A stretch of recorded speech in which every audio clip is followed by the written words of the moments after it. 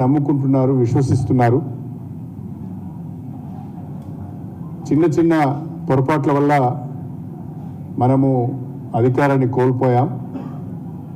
కుంగిపోవాల్సిన అవసరం లేదు, పుంజుకొని ముందుకు వెళ్ళాలి అనేదే కార్యకర్తల యొక్క సలహా సూచన. ప్రధానంగా సంస్థాగతంగా పార్టీ బలహీనంగా ఉన్నది. 10 సంవత్సరాలు ప్రభుత్వంలో ఉండి పార్టీ నిర్మాణాన్ని కొంత మనం పట్టించుకోలేదు. ప్రతిపక్షంగా ఉన్నాము కాబట్టి నిర్మాణం పైన దృష్టి పెట్టాలి, సంస్థాగతంగా పార్టీని బలోపేతం చేయాలి అనేది చాలా ప్రధానమైన సూచన ఈరోజు వచ్చింది. అంతేకాకుండా పార్టీలో బూత్ స్థాయి నుంచి మొదలుకొని రాష్ట్ర స్థాయి వరకు ఉండే కమిటీల మధ్యన సరి అయిన సయోధ్య ఉండాలి, సమన్వయం ఉండాలి. ఈ చైన్ అనేది పటిష్టంగా ఉంటేనే పార్టీ బలంగా ఉంటుంది అనే సూచన వచ్చింది. మూడవది, జిల్లా పార్టీ కార్యాలయాలు అనునిత్యము పనిచేసే విధంగా మనము కార్యాచరణ రూపొందించుకోవాలి. జిల్లా పార్టీలను పటిష్టం చేయాలి, జిల్లా పార్టీ శాఖలను పటిష్టం చేయాలి, మండల పార్టీ శాఖలను పటిష్టం చేయాలి.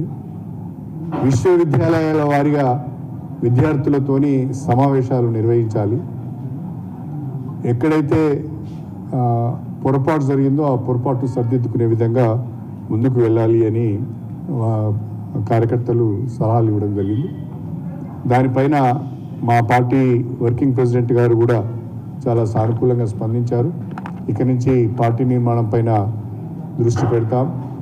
కార్యకర్తలందరినీ కూడా, నాయకులను కార్యకర్తలను గుర్తించడం జరుగుతుంది. జిల్లా పార్టీ కార్యాలయాలు కూడా ఇక నుంచి పటిష్టంగా పనిచేస్తాయని చెప్పి కూడా వారు విశ్వాసాన్ని కార్యకర్తలకు ఇచ్చారు.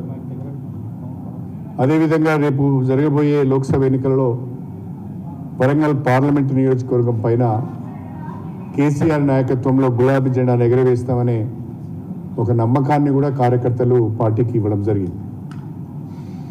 చాలా ఉత్సాహంగా ఈనాటి సమీక్షలో పాల్గొన్న ప్రతి ఒక్కరు కూడా చాలా ఉత్సాహంగా పాల్గొన్నారు. ఇంకేమాత్రం కూడా ఆలస్యం చేయకుండా కాంగ్రెస్ ప్రభుత్వము చేస్తున్న ప్రజా వ్యతిరేక కార్యక్రమాలను, గత ప్రభుత్వము అమలు చేసిన సంక్షేమ అభివృద్ధి కార్యక్రమాలను రద్దు చేసే ప్రక్రియను, వాళ్ళ తప్పుడు నిర్ణయాలను ఎప్పటికప్పుడు ఎండగట్టాలి. లేకుంటే ప్రజల్లోకి సరైన సమాచారం వెళ్ళకపోతే నష్టం జరుగుతుంది. 100 రోజులలో మేము 6 గ్యారంటీలను అమలు చేస్తామని వాళ్ళు ప్రకటించారు. కానీ ఆ నమ్మకం మాత్రం ప్రజల్లో లేదు. దీన్ని కూడా మనం ప్రజల్లోకి తీసుకువెళ్ళాలని వారు కోరడం జరిగింది. ఎందుకు కార్యకర్తలకి అనుమానం వస్తున్నది అంటే, ఈరోజు కూడా మనం పత్రికలలో చూసాం. కర్ణాటక సీఎం సిద్ధరామయ్య గారి ఆర్థిక సలహాదారు బసవరాజ్ రాయిరెడ్డి గారు కర్ణాటకలో 5 గ్యారెంటీలను అమలు చేయలేకపోతున్నాం, ఆర్థిక వనరులు సహకరించడం లేదు, ఆర్థిక వ్యవస్థ కుప్పగూలే ప్రమాదం ఉన్నది, ఈ 5 గ్యారెంటీలను లబ్ధిదారులను తగ్గించుకునే ప్రయత్నం జరగాలి, దానికి సంబంధించి కొంత హోంవర్క్ కూడా చేయాలి అని చెప్పి బసవరాజు రాయిరెడ్డి గారు చెప్పడం జరిగింది. అదే తరహాలో తెలంగాణ రాష్ట్రంలో అధికారంలోకి రావడానికి కాంగ్రెస్ పార్టీ ఆకాశమే అద్దుగా 420 హామీలు ఇచ్చింది. ఆ 420 హామీలను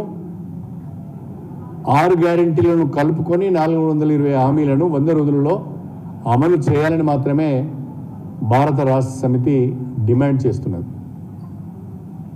కాలయాపన చేయొద్దు అని కోరుతున్నది. కాలయాపన జరుగుతున్నట్టుగా ప్రజలందరికీ అర్థమవుతున్నది, మాకు కూడా అర్థమవుతున్నది. దరఖాస్తుల స్వీకరణ, దరఖాస్తుల డిజిటలైజేషన్, వాటి పరిశీలన, ఆధార్కు వైట్ రేషన్ కార్డుకు అనుసంధానం, ఆ తర్వాత బ్యాంక్ అకౌంట్ పొందుపరచలేదని మరొకసారి కాలయాపన, విధి విధానాలను గైడ్ లైన్స్ రూపొందించడానికి ఒక మంత్రివర్గ ఉపసంఘం, ఇదంతా చూస్తూ ఉంటే కాలయాపన కొరకే ఇవన్నీ జరుగుతున్నట్టుగా అర్థమవుతున్నది. ముఖ్యమంత్రి గారు కానీ లేదా ఉప ముఖ్యమంత్రి గారు కానీ ఏ ఒక్కరు కూడా స్పష్టంగా మేమిచ్చిన ఈ 6 గ్యారెంటీలను లేదా మేము వివిధ డిక్లరేషన్ల ద్వారా BC declaration, SC declaration, youth declaration, మహిళా డిక్లరేషన్, రైతు డిక్లరేషన్, ఇంకా అనేక డిక్లరేషన్ల ద్వారా రాష్ట్ర ప్రజలకు ఇచ్చిన హామీలను ఏ రకంగా అమలు చేయబోతున్నారో స్పష్టంగా చెప్పడం లేదు, స్పెల్ అవుట్ చేయడం లేదు. ఉదాహరణకు రైతుల రుణమాఫీ ఉన్నది, ఈ 100 రోజులలో చేయలేము, లేదా 6 నెలలకు చేస్తాము, లేదా వచ్చే సంవత్సరం చేస్తాము, లేదా రాష్ట్ర ఆర్థిక పరిస్థితి కుదుటపడ్డ తర్వాత చేస్తాము, లేదా మేము లోన్స్ కొరకు అప్లై చేసుకున్నాము, కేంద్ర ప్రభుత్వం నుంచి ఆర్థిక సహకారం అడుగుతున్నాము, లేదా రిజర్వ్ బ్యాంక్ ఆఫ్ ఇండియా నుంచి లోన్స్ కొరకు అప్లై చేసుకున్నాము, అవి వచ్చిన తర్వాత ఇస్తామని ఏదో ఒక భరోసా ఇచ్చే విధంగా వాళ్ళు ఇచ్చిన ఏ ఒక్క హామీ మీద కూడా స్పష్టమైన ప్రకటన రావడం లేదు.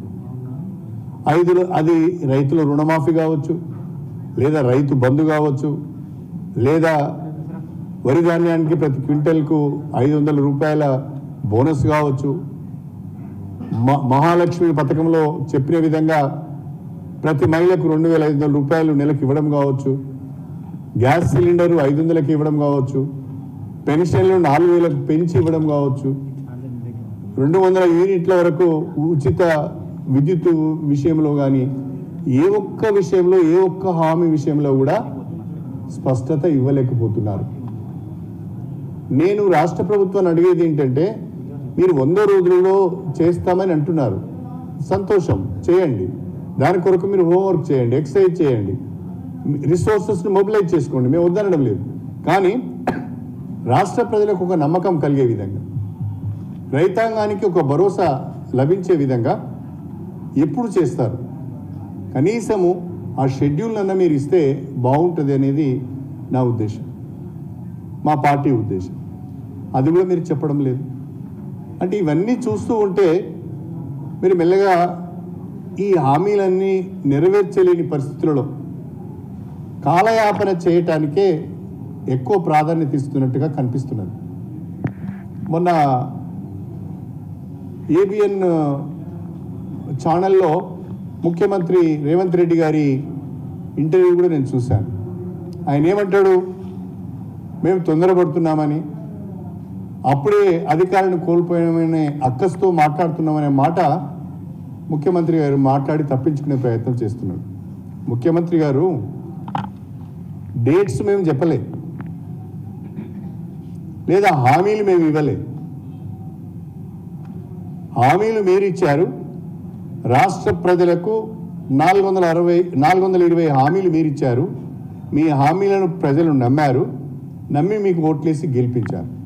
ఇప్పుడు మీ బాధ్యత ఏంటంటే, మీరు చెప్పిన విధంగా, ఎన్నికలు కాకముందు మీరు ప్రకటించిన విధంగా, మీరు తేదీలు ఫిక్స్ చేసిన విధంగా వాటిని అమలు చేయాలని మాత్రమే మేము డిమాండ్ చేస్తున్నాం.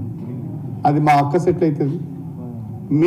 గుర్తు చేస్తున్నాం, మీరిచ్చిన హామీలను, మీరిచ్చిన తేదీలను, వాటిని మాత్రమే రాష్ట్ర ప్రభుత్వానికి గుర్తు చేసే ప్రయత్నం చేస్తున్నారు తప్ప మాకు మీరు అధికారంలోకి వచ్చారని ఏ రకమైన అక్కసు లేదు, మాకు ఏ రకమైన ఇబ్బంది కూడా లేదు.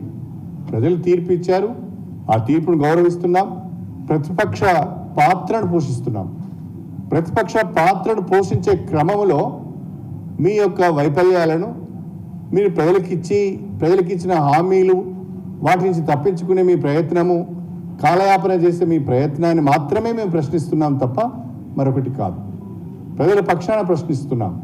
దీన్ని దయచేసి అర్థం చేసుకోవాల్సిందిగా నేను ఈ సందర్భంగా రాష్ట్ర ప్రభుత్వాన్ని కోరుతున్నాను. నిన్నటి రోజున బట్టి విక్రమార్క ఉప ముఖ్యమంత్రి గారు కూడా, వారు కూడా ఇదే రకంగా మాట్లాడుతున్నారు. నేను స్ట్రేట్గా బట్టి విక్రమార్క గారిని ఒక విషయాన్ని అడుగుతున్నా. మీరు దళితులు, నేను కూడా దళితున్నే, మనం దళిత జాతి నుంచి వచ్చాం. రాష్ట్రంలో కేసీఆర్ నాయకత్వంలో దళిత బంధు అనే ఒక పథకాన్ని మనము ఇంట్రడ్యూస్ చేశాం. కొంతమంది